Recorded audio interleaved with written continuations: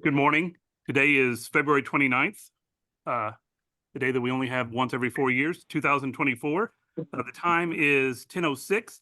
This is the duly called meeting of the Texas Low-Level Radioactive Waste Disposal Compact Commission. I am Chairman Brandon Hurley, and as we get started here, I want to make sure we have a quorum, so I'll introduce commissioners. Commissioner, excuse me, Jeff Mundy, Commissioner Linda Morris, Commissioner Dick Sodick, Commissioner Sumana Nayak, and Vice Chairman John Salzman. And then online today, we have Commissioner Peter Bradford and Commissioner Lisa Edwards. So we have a full quorum today. Everyone is here. We appreciate you being here.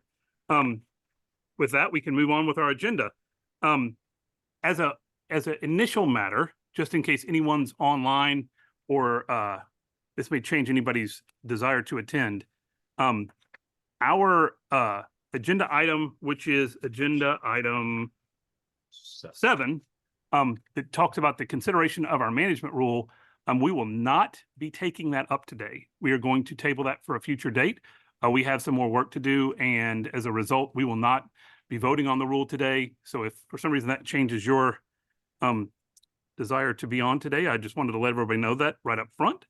And with that, we can move on to item 3, which we've already introduced our commissioners. I see that our commissioner from the TCEQ, Bobby Janeka, is with us. Thank you for being here, Commissioner Janeka. Scanning quickly online, there's other people from TCEQ. We appreciate them being here. And of course, we always appreciate our representative from the Attorney General's office. Today, we get Melissa back, and we're very happy to see her again. So we thank her for being here.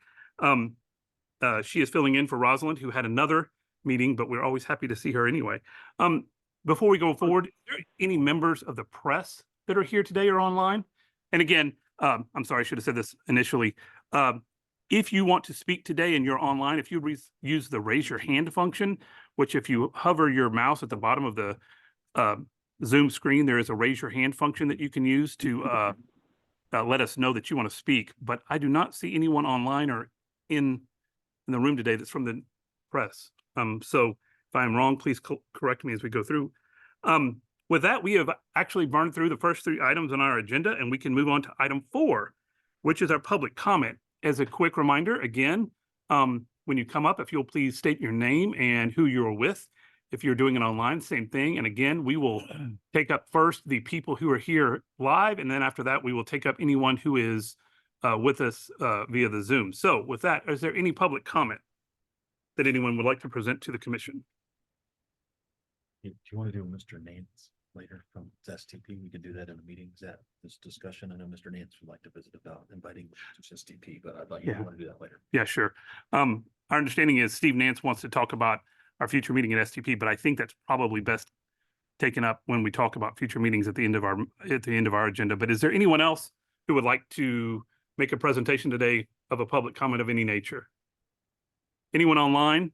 Again, please use the raise your hand function. None. Okay, seeing none, I think we can move on to item 5, which is our report from Waste Control Specialists. And with that, I'll invite up Mr. Dave Carlson. Thank you, Chairman. I'm Dave Carlson from Waste Control Specialists. Let me start with touching on the numbers, and then I'll hit a couple other items. So as of the end of February, fiscal year to date, that's starting the fiscal year September, the end of January. That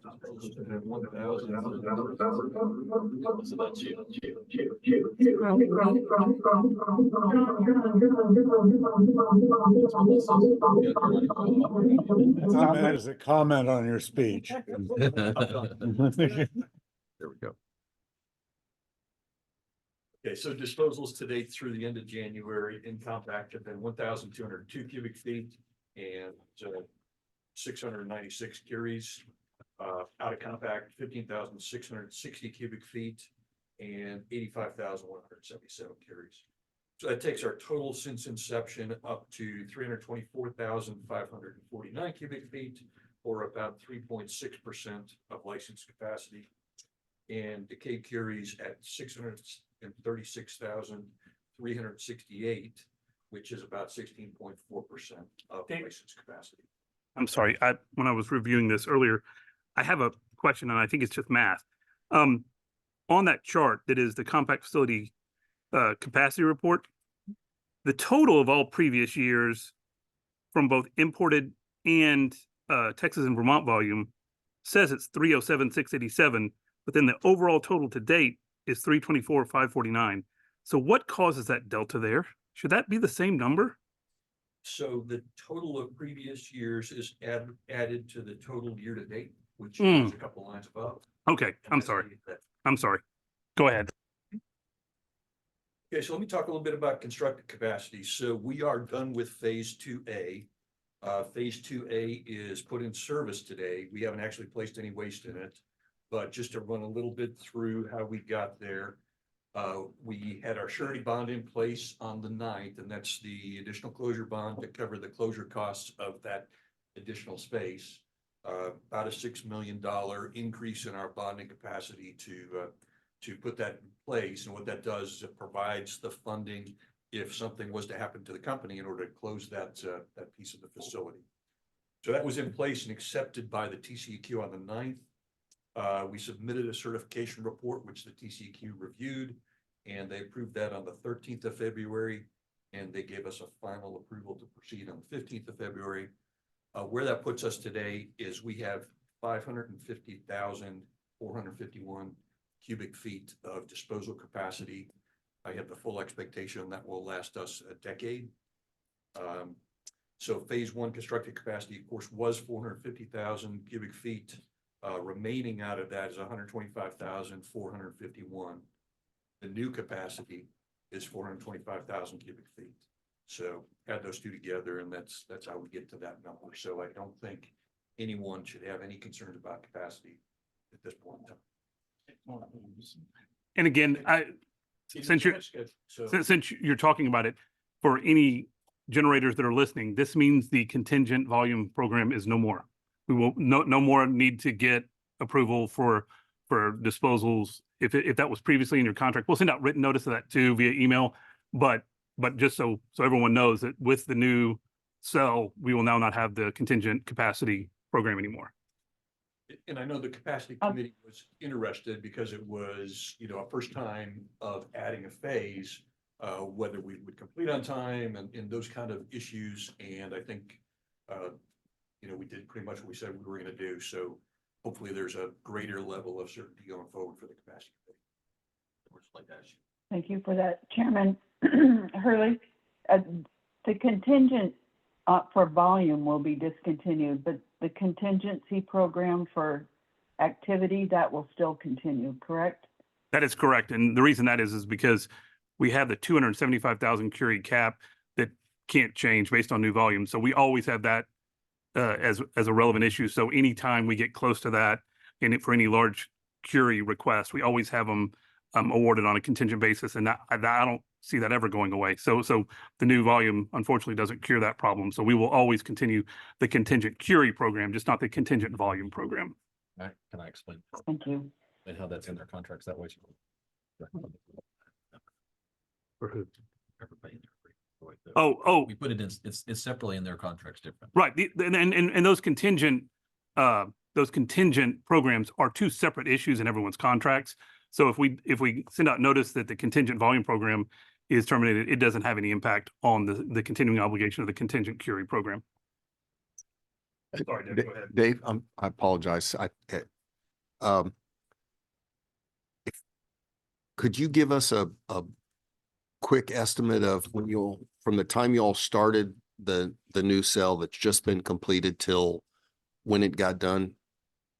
About how long was it period of It's about time? a year of construction time plus running through certification reports and reviews by the TCEQ. Thank you. Will there be any kind of partial closure of the utilized space? We all start covering those. Can't hear. So we still have quite a bit of space in that cell, so I don't imagine we'll have. Can you guys use your microphones? I'm sorry. I'll repeat the question. I was asking, will they start covering some of the area that's been utilized that is filled up, and he was starting to answer that. Yeah, so at current disposal rates, I expect the existing phase one will continue to be used for several years. So it'll be a while. We, are just starting on the top layer in some areas, and so certainly you would never be able to apply any cover while there's. So you'll fill the floor out in phase. Right, and what we're doing in the phase 2A is we're bringing some new things into that area that fit more appropriately. We play a little bit of Jenga with, putting the pieces where they fit the best as we move along. Let's see, beyond that, in terms of quarterly payments, our last quarterly payments were made in December on the 22nd. And we paid a little bit over 2 million to TCEQ and 388,000 to Andrews County. So the total since inception are just over 79 million paid to TCEQ in surcharges and almost 18 million to Andrews County in surcharges for a grand total of around $97 million in surcharges on it. And I believe that's all I had. Are there any questions for me? Any questions for Mr. Carlson? I will just put this bug in all the commissioners' ears. In light of the new capacity, which again, we applaud WCS for getting it done on time and really early. I think we need to be thinking a little bit more long-term in deciding if we take a holistic approach to this capacity. And again, this will be a topic probably covered by one of our committees. If we believe that we have a need to reserve capacity, if we think we have a need to get more proactive in future estimations of how the new old cell and new cell will fill up, I think now is a good time to think about those things and ponder them. Not that it's going to have any major impact, because obviously there's a lot of capacity and it won't be impacted for a long time. But if we believe there is capacity that needs to be reserved in this new cell, I think we owe it to WCS to give them fair warning of that. And 10 years may sound like a long time, but it's really not. If we're going to ask Dave to reserve a piece of that for whatever the future needs of in compact or whatever else we're thinking, we probably ought to be thinking about that now. So anyway, thank you very much, Mr. Carlson. And with that, we are completed with item 5 on the agenda.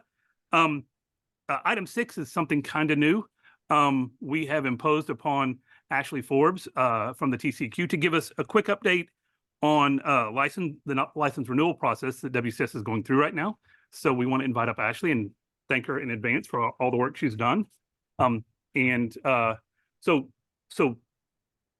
suggestion, and tell me if you agree, Ashley, is let's let Ashley get through her presentation and then save all the questions for the end. And that way we don't, because I just interrupted Dave. So I'm sorry, Dave. I realize I'm violating my own rule, but let's let Ashley get through it all and then we can save our questions for the end. Good morning, Commissioners and Chairman. I'm Ashley Forbes, for the record. I'm the Deputy Director of the Radioactive Materials Division in the Office of Waste of the Texas Commission on Environmental Quality. Mr. Carlson just gave you a pretty detailed update, but I'm happy to report that based 2A. Excuse me, but there are people in the audience who can't hear a thing you're saying. You may want to pull that down, Ashley. Does this work? Okay. Can you hear me now? Okay. So phase 2A of waste control specialists build out is complete. I will say that I would like to acknowledge the resident inspectors, our counterparts in TCEQ's CID division, and of course my geologists, health physicists, and engineers who throughout the process monitored the progress of this expansion. It was very quick at the end. A lot of work happened for over a year, but we had been receiving weekly reports from WCS. We got to ask questions as it was being built. We visited the site numerous times. And then at the end, I sent a geoscientist and engineer to do the final inspection. And once the financial instruments and everything was in order, we were ready to approve the opening of the cell. So it all went pretty well. So we're pleased that did, because as Mr. Carlson also mentioned, this was the first time we had this type of activity since the site was open. So it's a pretty significant accomplishment, and I think it was very well done. In your packet, you see some photos that my engineer took when she was at the site, showing you the new cell that has been built. There's the page 4, you can see the cell, there's various layers on the side slope. You can see the 60 milliliter milligram geomembrane. That's the black item, the composite drain, a sacrificial geomembrane, and there's 3.5 inches of reinforced concrete. Everything inspected and it came out just fine. So it is ready to be used. So I guess we'll do questions at the end. I'll move on to, If you want to touch sure. that, 'cause I don't- sure. I know we just peppered Dave with questions about the new cell. Is there any questions at TCQ about the new cell? And I'm sorry, I keep calling it the new cell. It's the expanded cell. Expanded, yes. Okay. Great. I also was asked to come and give you an update on the license renewal of waste control specialists, radioactive materials license. So the radioactive materials license for disposal of low-level radioactive waste was initially issued for 15 years. A license renewal application was received timely, and it's under administrative review. The application has been declared administratively complete, and we're now undergoing the technical review of the application. No new amendments were included with this application.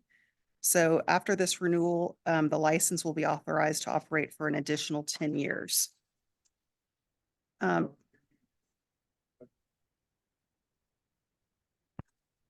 Like the operation started taking waste, as I recall, and I think it was April of 2012.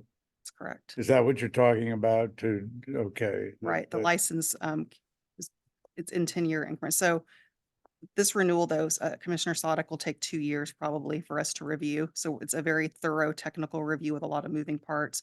There's things that have happened, amendments throughout the past, roughly the past decade. Those have all been noticed and all those things have happened in the past, but we need to make sure that the new license has everything in it as we move forward. That's why the renewal process takes so much time. Did that answer your question? I'm sorry. So I think the initial license though started before they took Right. waste. Correct. So they had a license for a period and then. I began see, to- Thank yeah. you for that clarification. That's what you were asking. Thank you. 2009, that's correct.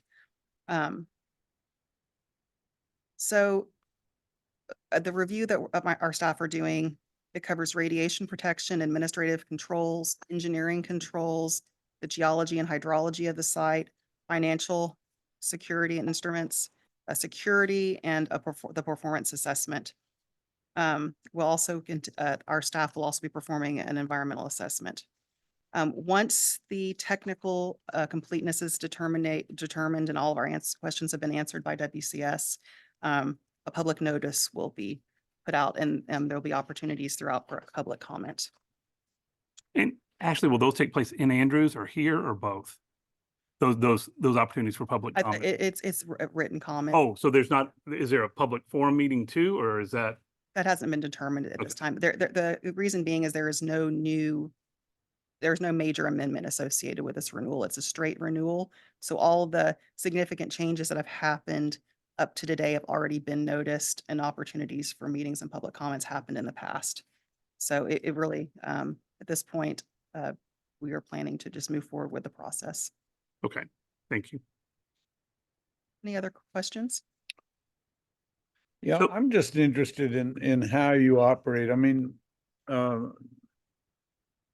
take it you have, maybe this is just my memory, but the weaknesses of my memory, but do you have somebody on site all the time? Does TCEQ, and how many people? We have 2 resident inspectors that are on site Okay. at all times. So all operations, that we have inspectors on site. And then when you review all the things you listed in connection with going forward, do you do that with consultants, or do you do that with in-house, or is it both, or?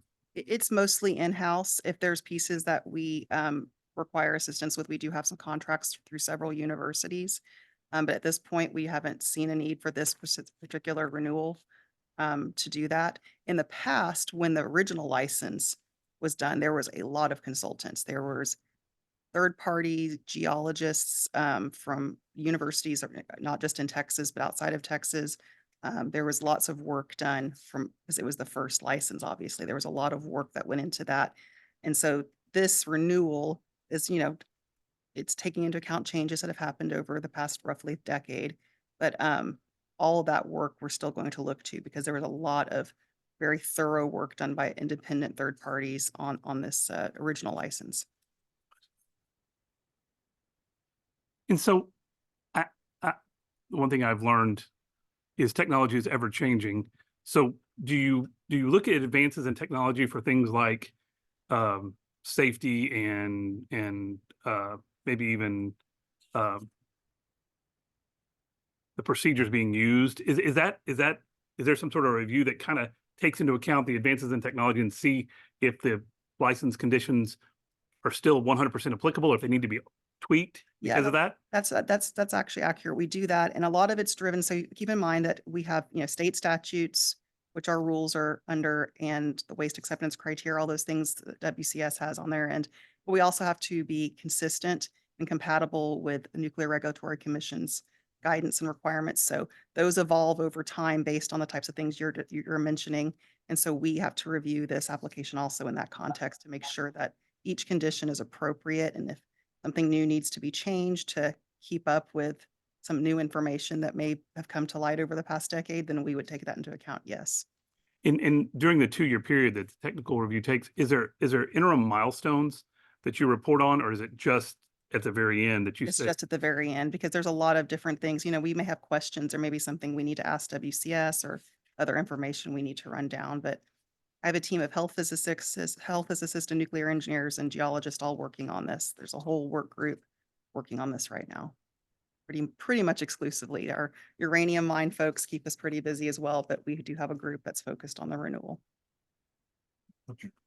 Actually, what's your time frame? You talked about you're in the administrative review. You're out of the administrative review and the technical review. What's your timeline on those things now that you're in technical? Well, review? so I would say it's roughly 2 years, and that's just an estimate. It could be shorter, it could be longer. It really depends on, running down information or questions we may have.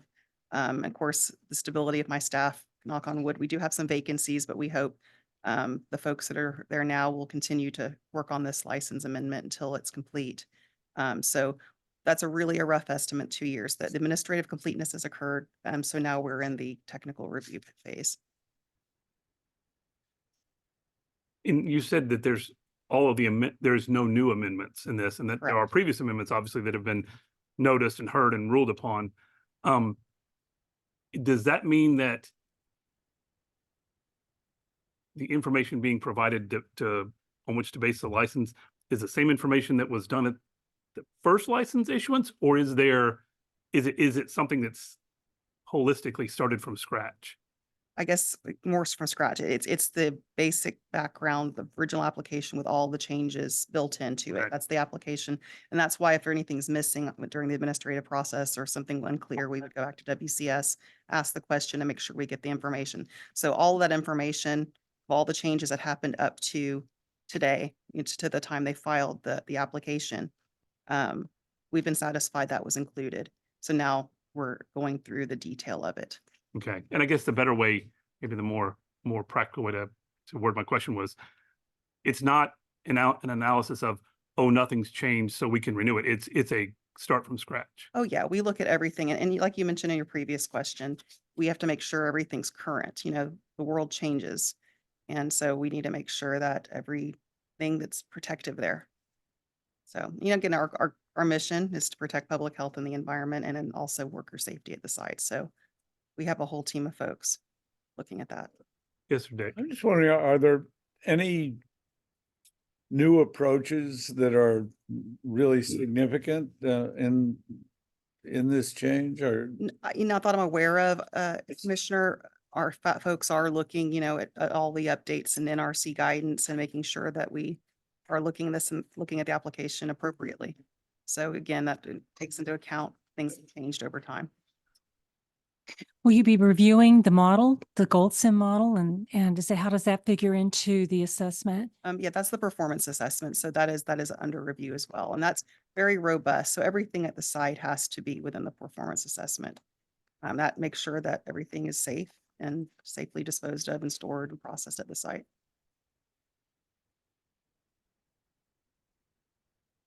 Just out of curiosity, how many volumes or how many maybe feet of paper is an application like this? A FedEx truck came and brought it, but it's not as big as you would think. It takes up a few bookshelves of binders and digitally about that amount, And is it all just data for y'all to review, or is it? just the whole app, everything, Okay. whole application, soup to nuts. So, and we do have a publicly available copy, and there's one, I believe, is it the Andrews Library or? Yeah, I think they have it online, but I think that there's a copy in Andrews and we have a publicly available copy. It's big though. And so is this technical review all done on paper, or is it physical inspections as well? Oh, it's both. I mean, we're at the site a lot. We're regularly there as things, as we work on other amendments, but right now we're just working on the renewal. Any other questions for Ashley? Okay, well, thank you. Thank you very much. We appreciate it, Ashley. In the future, we're gonna, especially when we don't have long agendas, we will try to introduce kind of a, lack of a better term, educational components like this. So if the commissioners have anything they want to hear about, if you would let me and Stephen know. We've already started a list, but if there's specific things you want to know, can't promise that anyone's going to be willing to educate us, but we can always ask. So if there are other areas, please let us know and we can start putting those on the agendas as we go forward. That concludes item 6 on our agenda. Item 7, as I mentioned at the outset, we are not going to consider for adoption the proposed revision to what we are referring to as a management rule. I want to assure everyone, it's not a function of us not adopting it. It will be adopted. We just have more work to do. Quite candidly, we did not take into account the closing of the comments as compared to when our meeting was scheduled. So we didn't really bake in enough time to get done everything we needed to get done.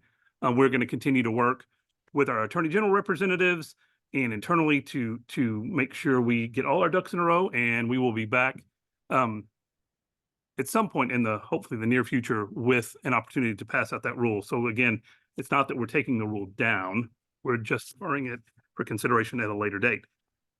So with that, we can move on to item 8, which is our capacity committee report. And I will ask Lisa if there's anything that she would like to report.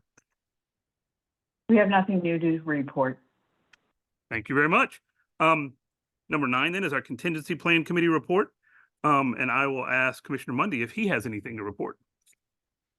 A few weeks ago or a month ago, we met briefly to watch the progress of the expansion and whether we were going to run up against the limits, and thankfully they all got done and TCQ expedited approval. So that was a very short meeting and nothing more came of it, thankfully. But we were watching to make sure nothing happened. And again, obviously, any immediate concern is completely alleviated by the new capacity, but we will continue to watch capacity and continue to talk about contingent events, because even with the new capacity, they are, it is still something that's our job and we need to do. So we won't be sweating it all, but we will definitely continue to watch. When we meet, contingency committee meets, it's not because we think something's going wrong. It's just to make sure we're ahead of the curve so it doesn't, hopefully. That's a very good way to put it. So with that, we're through with item 9, and we can move on to item 10, which is our import applications. The first one is from Southern Nuclear Company Vogtle, and I will turn it over to our vice chairman and chair of our technical committee, John, to give a presentation. Thank you, Mr. Chairman. The technical committee has received and reviewed an import application from Vogtle Electric Generating Plant 1 and 2. It was received January 2nd, 2024. It's number 1-0421-00. In this case, Vogtle is a generator requesting authorization to dispose of waste in accordance with the Act.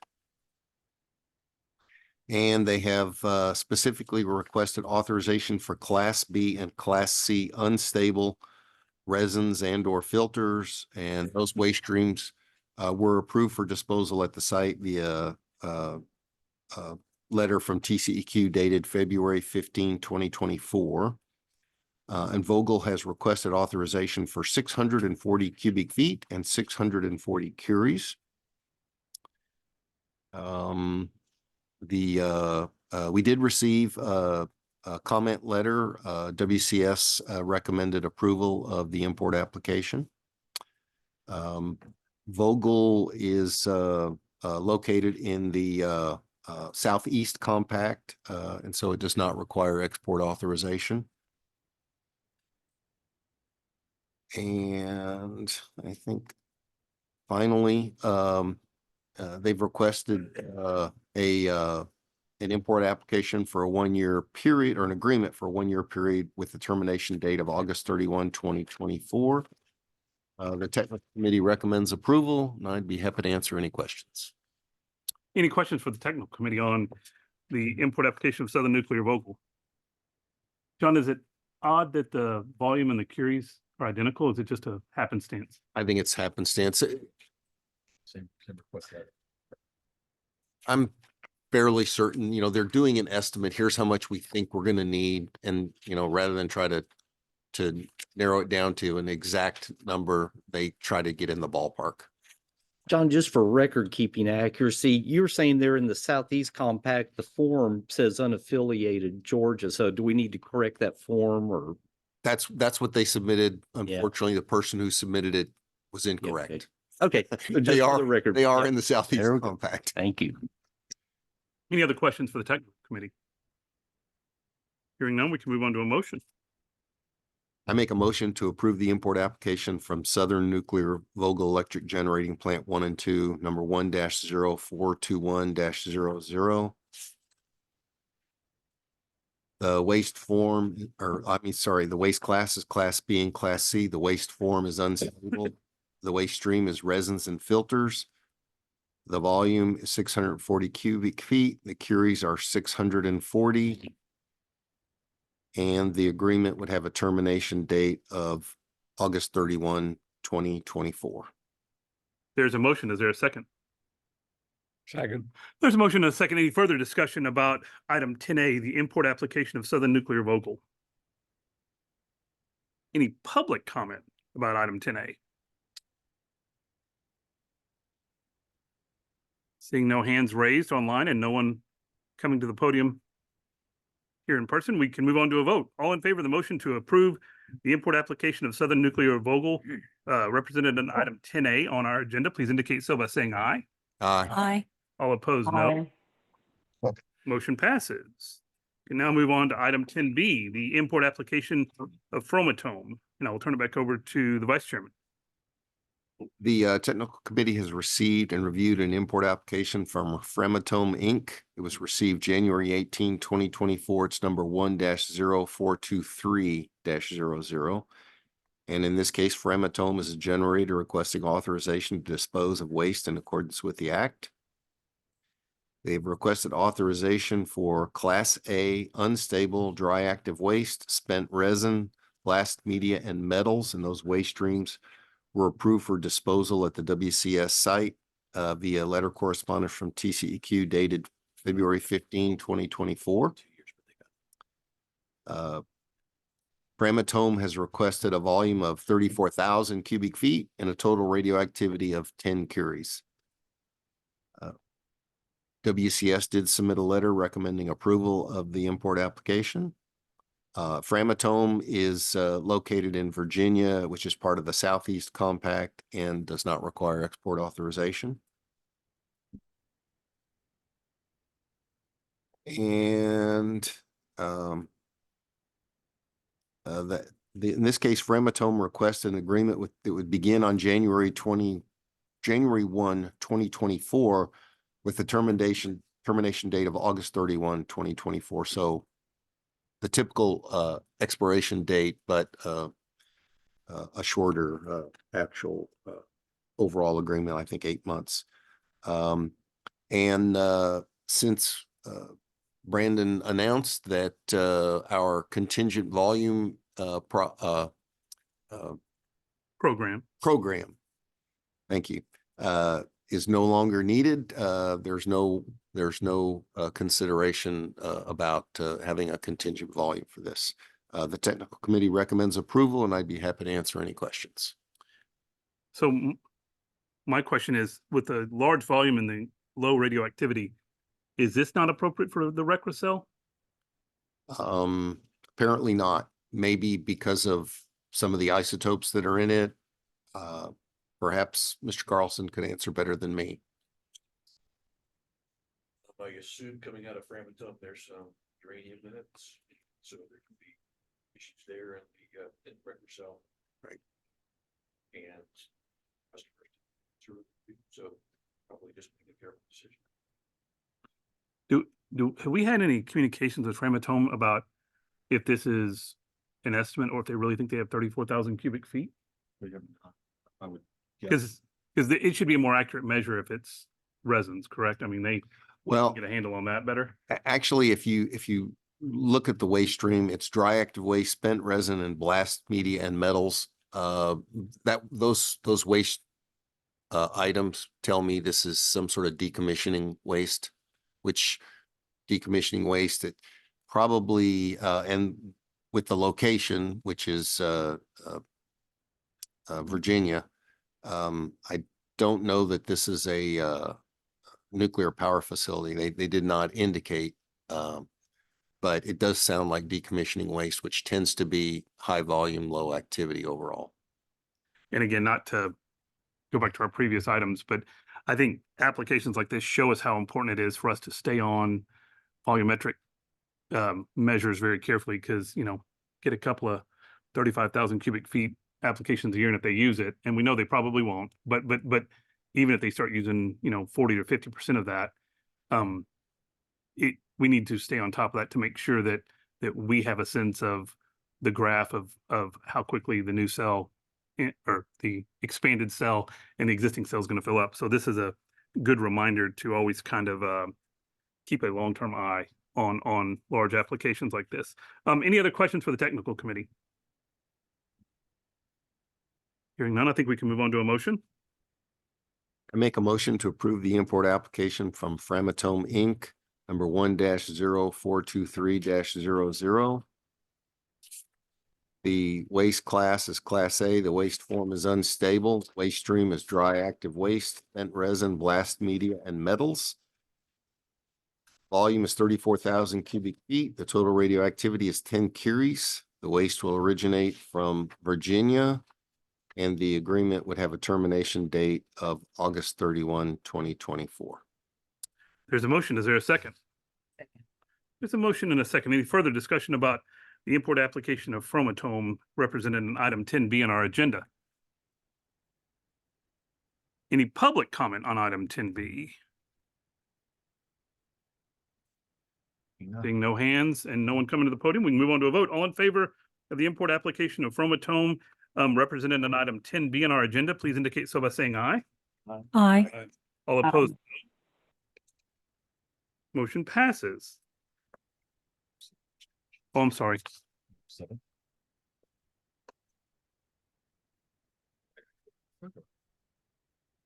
So Tony Lashinsky from the state of Vermont, who is always very helpful, posted in the comments that he says from Fromatome's description as discussed, it sounds like the waste is from a hot cell at their fuel fabrication facility. So that does make sense then. Thank you very much, Tony. We appreciate your input. With that, we can move on to item 11, which is the chairman's report. First of all, let me report that we are still very active in the low-level forum.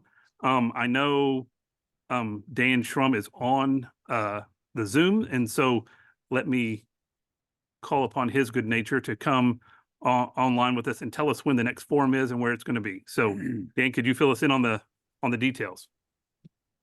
Yeah, thanks, Chairman. Our next forum meeting will be in Orlando, Florida. It's on April 3rd and 4th, and then we'll have our Disused Source Working Group meeting on April 5th.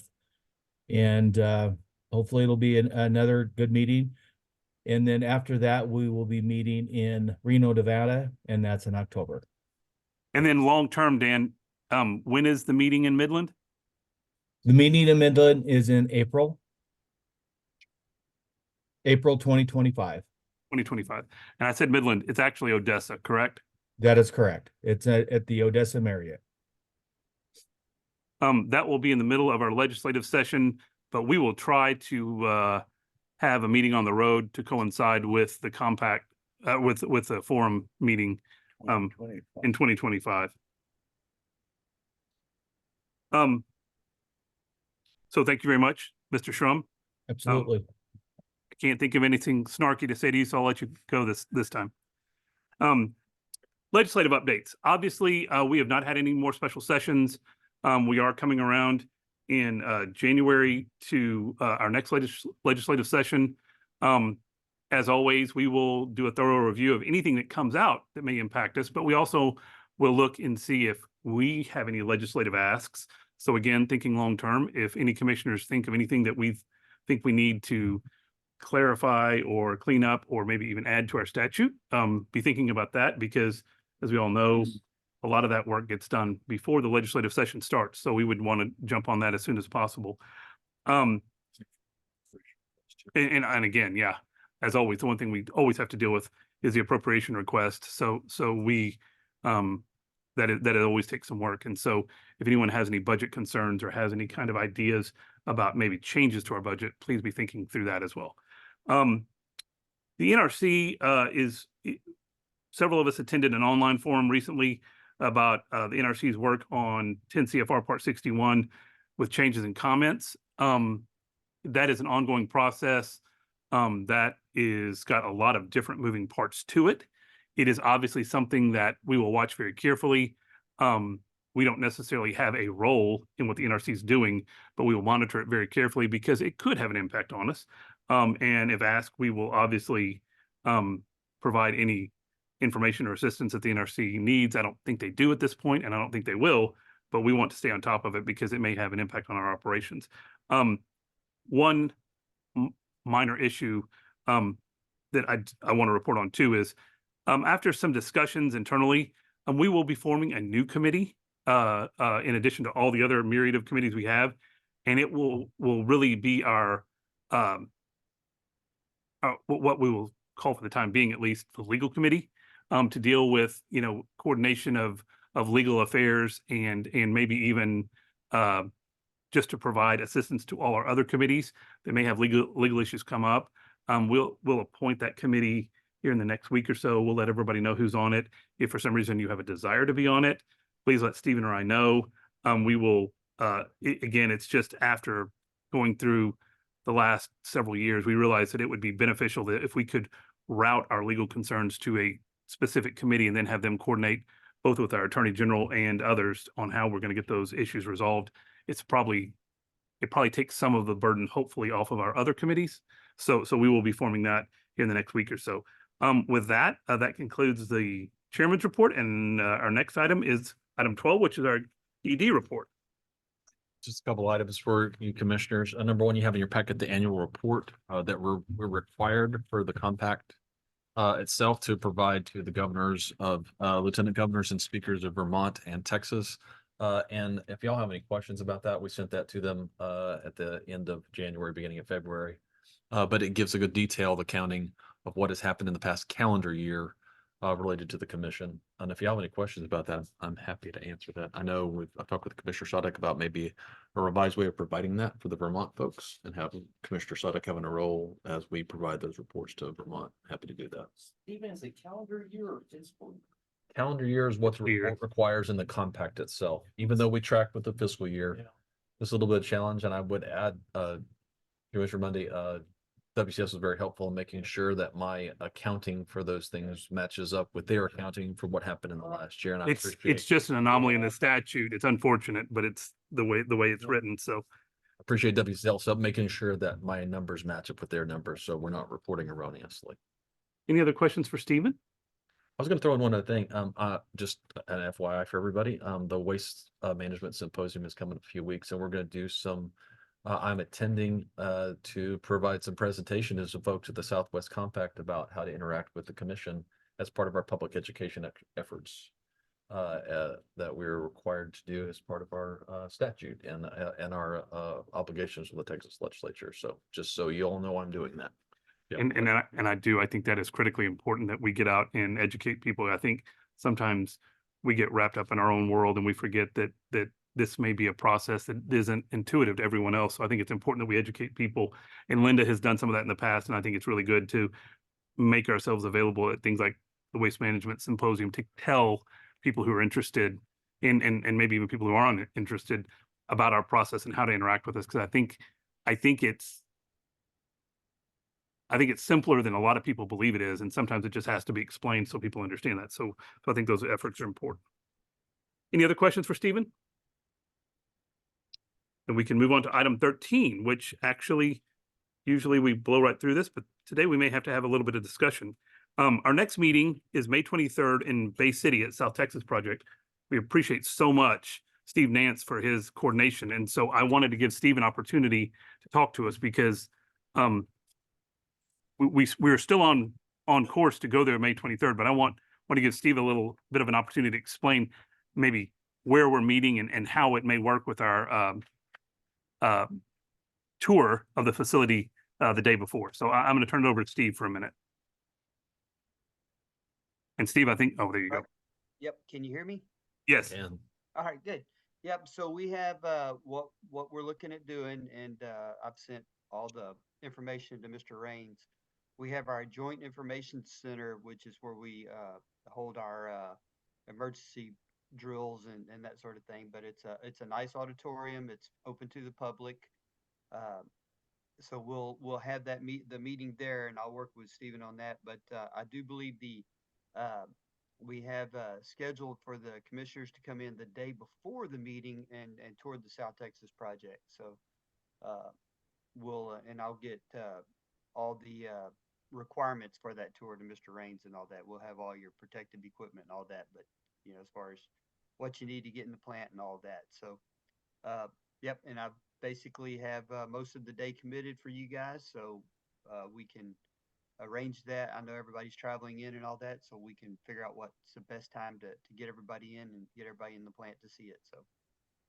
And again, Mr. Nance, we just want to express our appreciation for you hosting us and doing all the legwork on this. We really are excited about getting out and seeing our in compact power plants and seeing the operations, because it really is incredibly informative. So we appreciate you doing all the hard work you've done to get us there and dealing with the thundering herd that we are. No problem. I'll just add something. I've got a room block at a hotel across the street from where we'll be having the meeting, and I'll send that around to each of you so you can get you a room booked. Not that it's probably going to be a hard availability at Bay City on May 22nd, but we've got a room block anyway. Do work down there, depending on the drilling activity, it can fill up. Yeah. So we'll get that out to you, and please get your hotel reservations done as quickly as you can. Could be very much could be.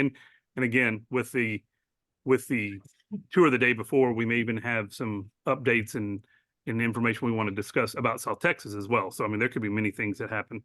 On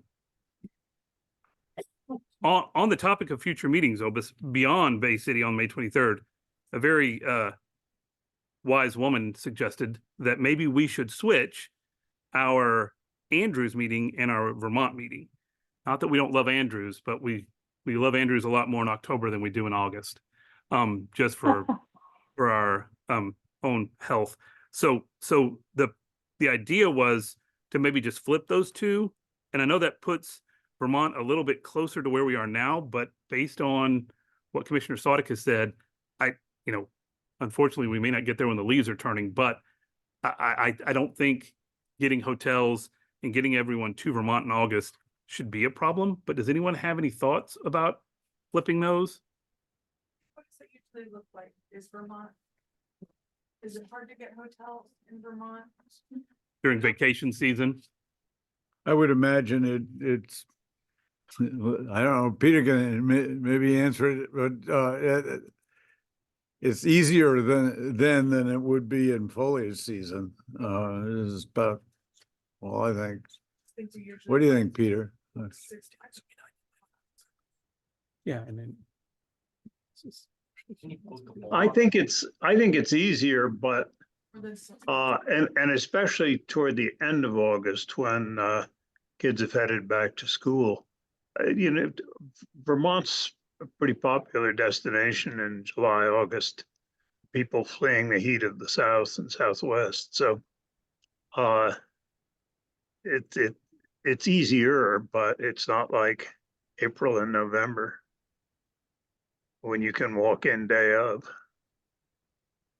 Yeah, on the other hand, yeah, and October is late September and early October is really the peak tourist season, so almost anything else is easier. Mud season is easy. It's- And as it relates to Andrews, when will you be available? I want to make sure we schedule our Andrews meeting to make sure you Samana are there. So does the October 17th for Andrews, is that when y'all are gone? Yeah, I'll be back on the 15th, but So should we move that back a week? So maybe the 24th? yeah. Okay, so making changes on the fly, we will go to Vermont on August 22nd, and then we will go to Andrews on October 24th. And again, those are subject to change depending on maybe even hotel availability or any other logistics problems that we don't know about now. But we will flip those. So for your planning purposes, August 22nd will be in Vermont. October 24th will be in Andrews. After that, our last scheduled meeting of the calendar year is December 11th, as we always say. Other than meetings where we're going outside of Austin, we do not have a meeting just to have a meeting. So that meeting is tentative in that if there's business to be conducted, we will definitely meet. If there's not, we will not. So that December 11th meeting is subject to being canceled if there's not a good reason to meet. Any other questions about future meetings? Hearing none, I think that means we're through with item 13 and we are to our final item on the agenda, item 14, and that's to adjourn. Is there a motion to adjourn?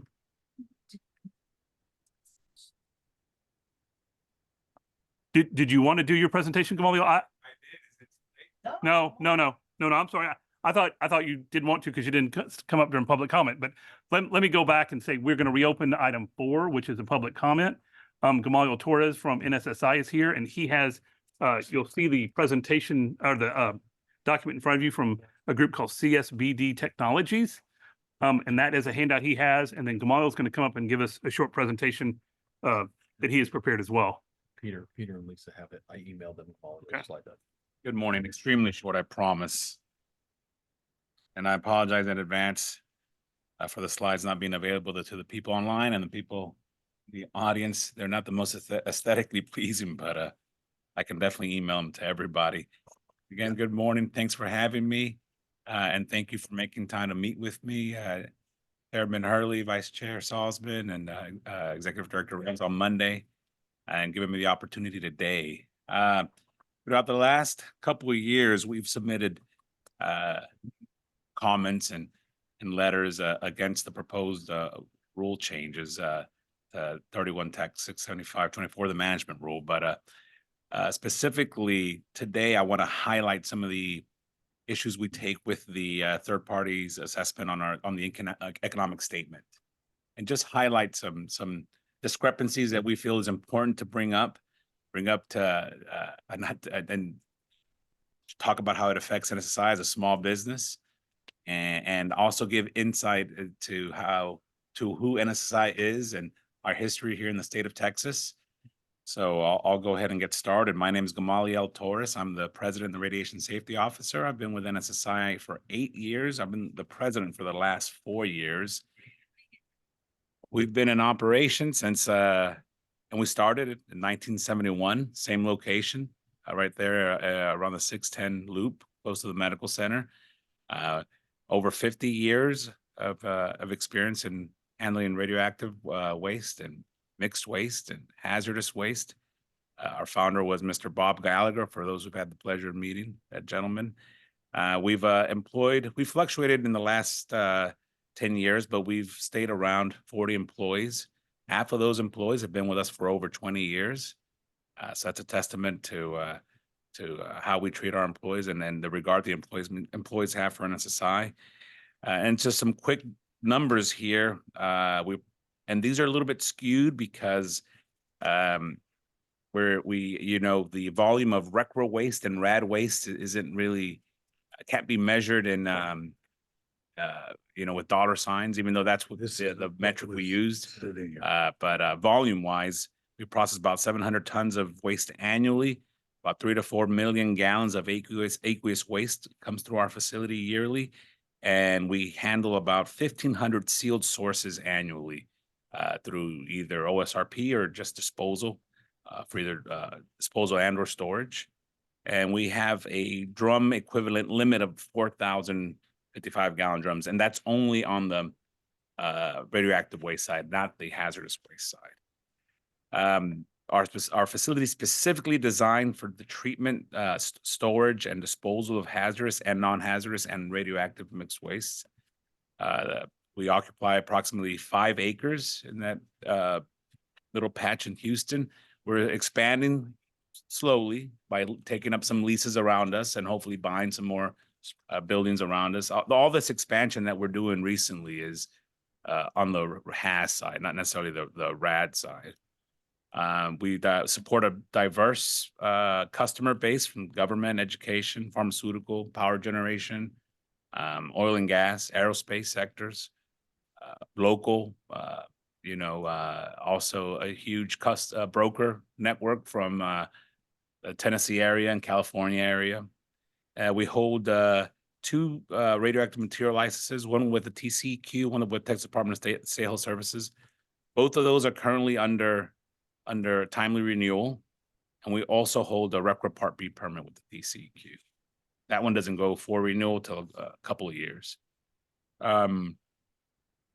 So yes, I talked about the low-level radioactive waste material that we handle.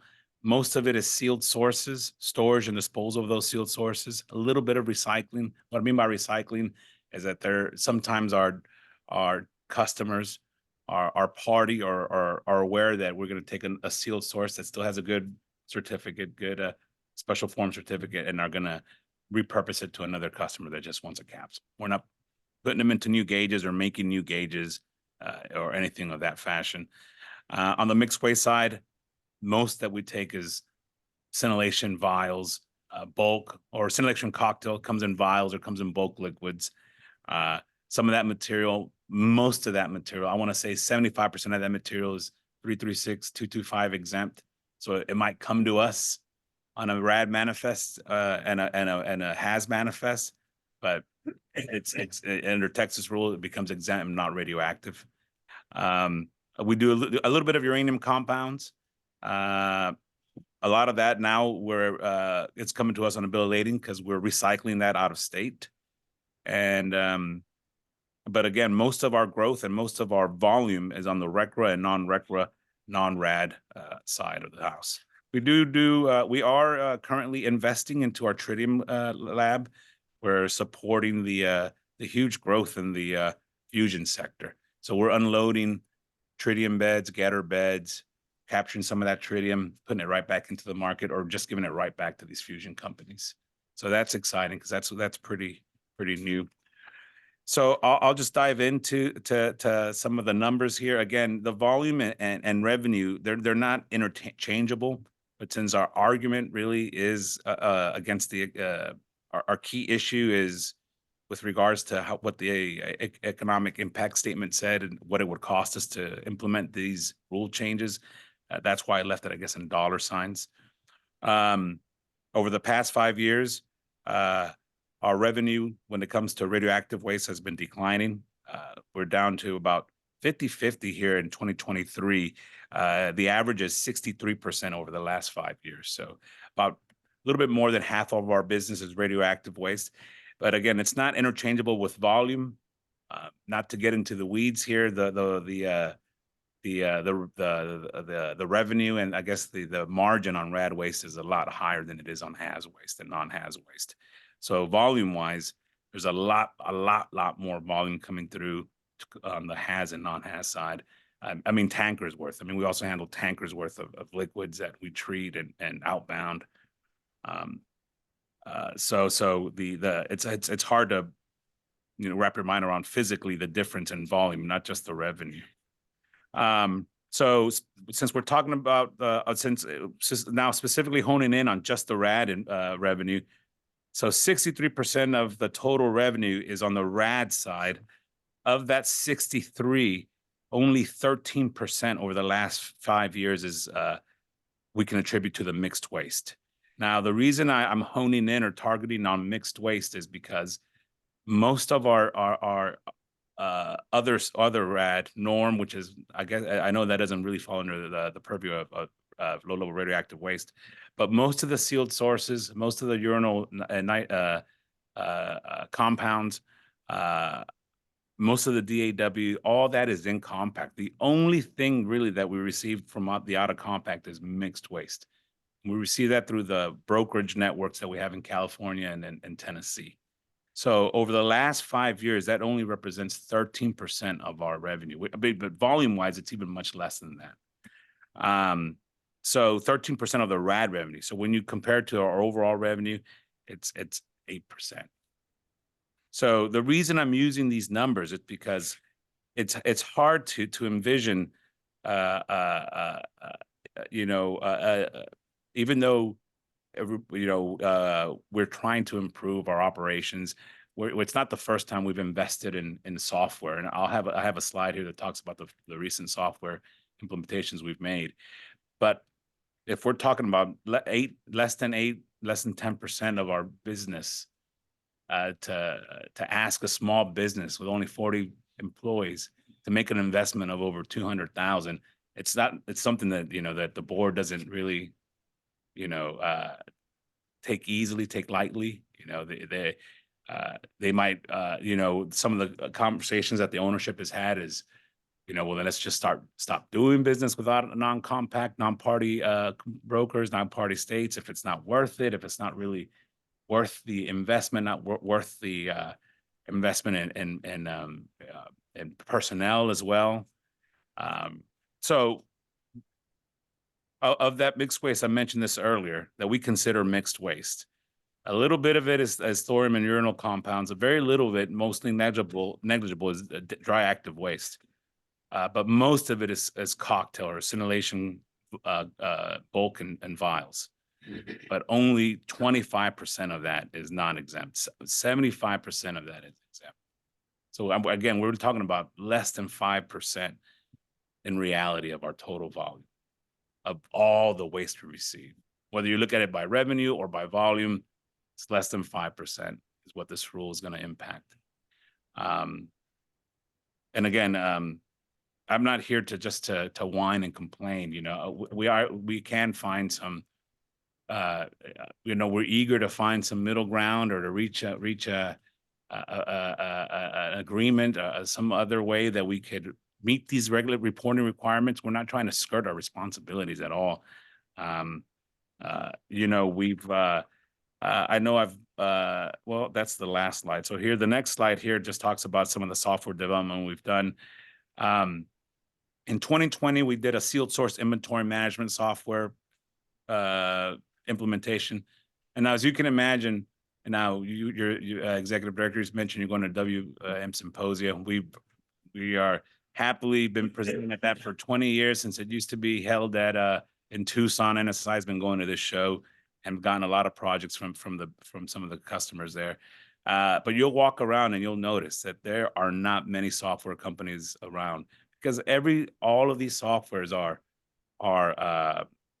they're from the ground up. They're unique to the people using them. They're customized software. So when I joined NSSI, everything was done basically on an Access database, on a spreadsheet, for lack of a better word. That introduced a lot of errors.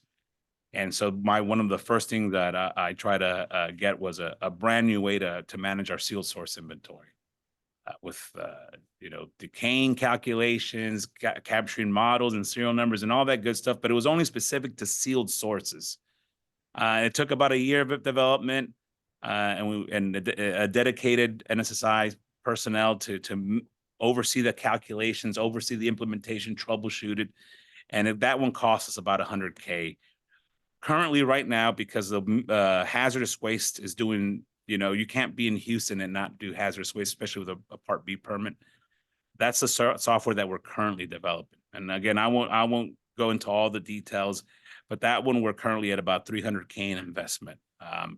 And we're not even done developing that software. We're 2 years in. We're using the same company that I put that quote in front of you guys. And they're not known. They're just a local company that has programmers local and programmers overseas that they understand math, and I can communicate calculations to them, and they're implementing it to an interface. We did briefly talk about the scope of what the mixed waste inventory management software would look like with them. Again, it's not brought on by the rule change. This is something that's been in the talks for years with the software company.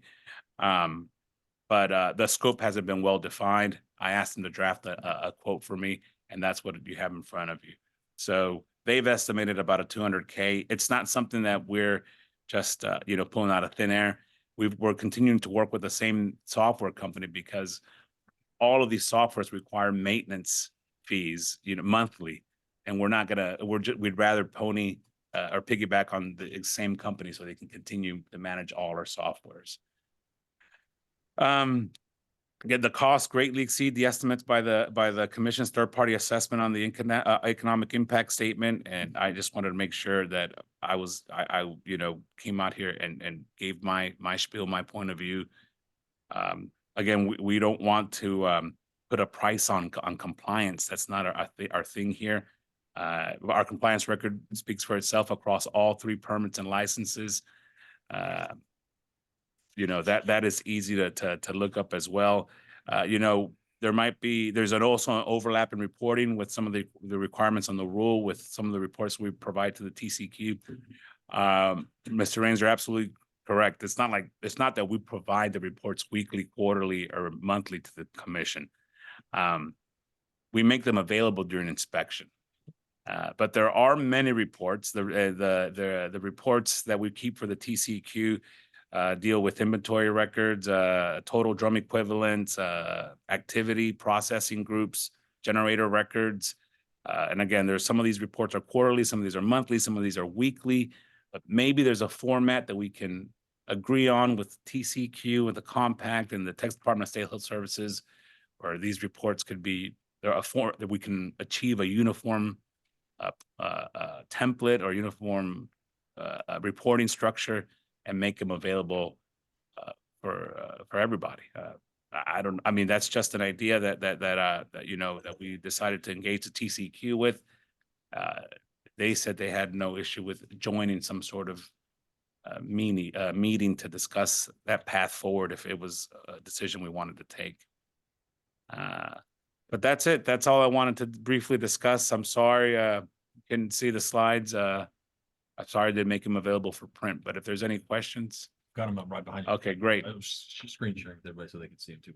Any questions at all? So any questions for Mr. Torres? First of all, thank you very much. Absolutely. Thank you. For providing us all this information. Is there any questions for Mr. Torres before we let him go? You currently have inventory software of some description, tracking what comes in, what goes out, correct? Yes, we're working towards it. Mixed waste is the last one. And right now it's, like I said, it's an Access database. Okay. And explain what upgrade you're currently making. For just hazardous waste, so just chemical waste. Okay. The next phase is for the mixed waste.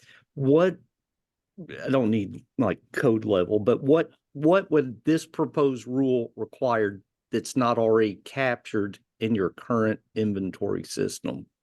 That's a good question. And I don't want to dive in the weeds here. My background's always been rad. Mm-hmm. So when I started figuring out what the deficiencies were on the mixed waste side, so mixed waste comes in on a hazardous waste manifest and a rad waste manifest. There's requirements to the TCQ on both the rad side and on both steer side, or just haz waste. You have to check EPA IDs. You have to check volumes and weights, and then on the rad side, then you got to check millicuries volumes, concentrations.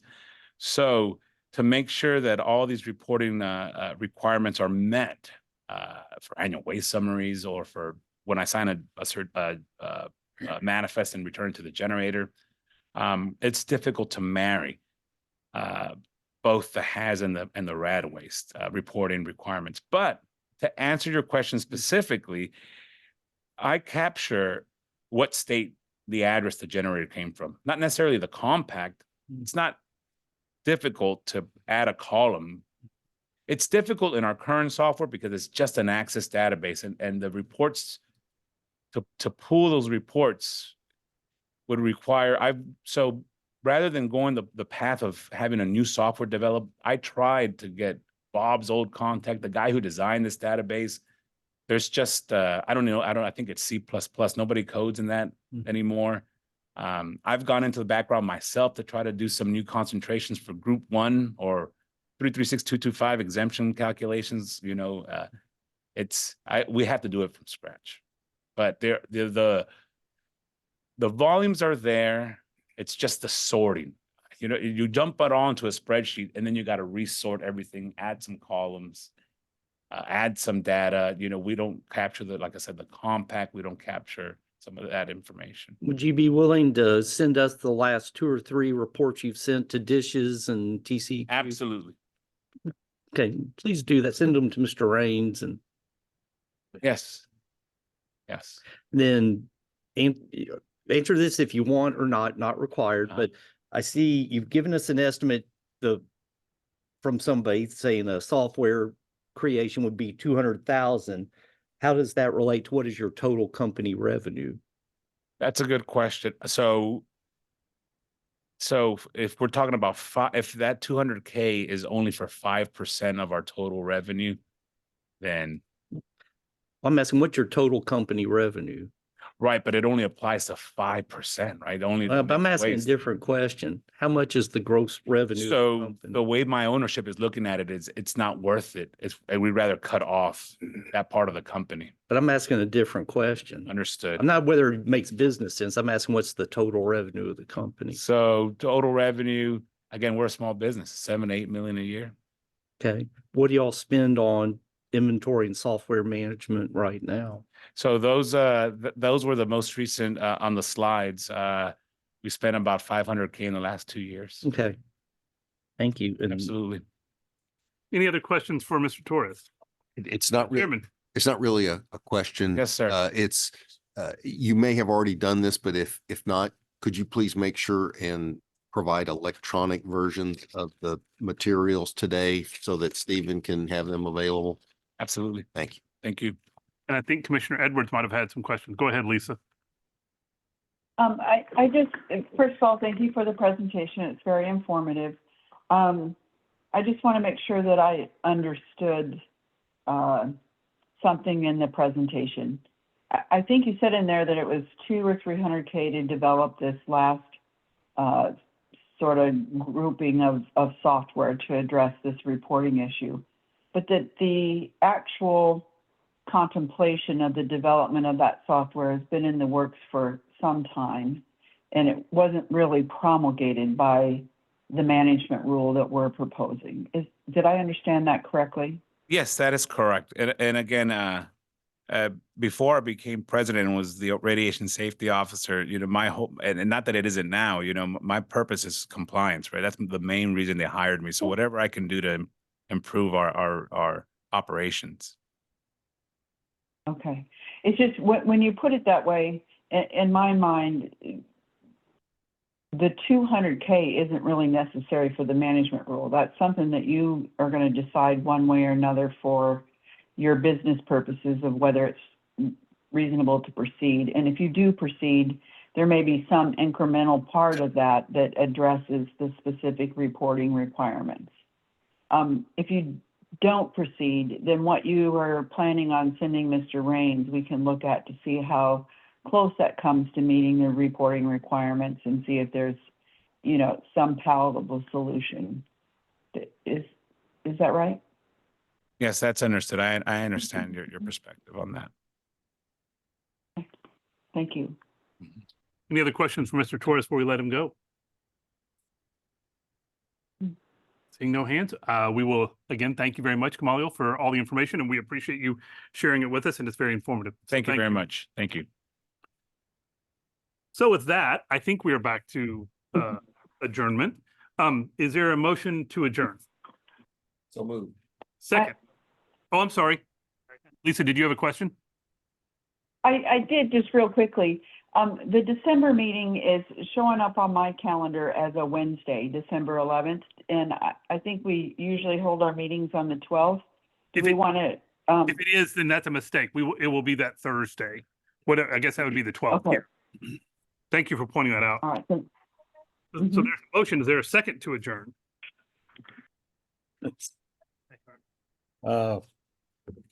We all want to stay here. I can tell. Second. There's a motion to second. All in favor of adjournment, please indicate so by saying aye. Aye. Thank you Aye. all much for attending today. Mhm.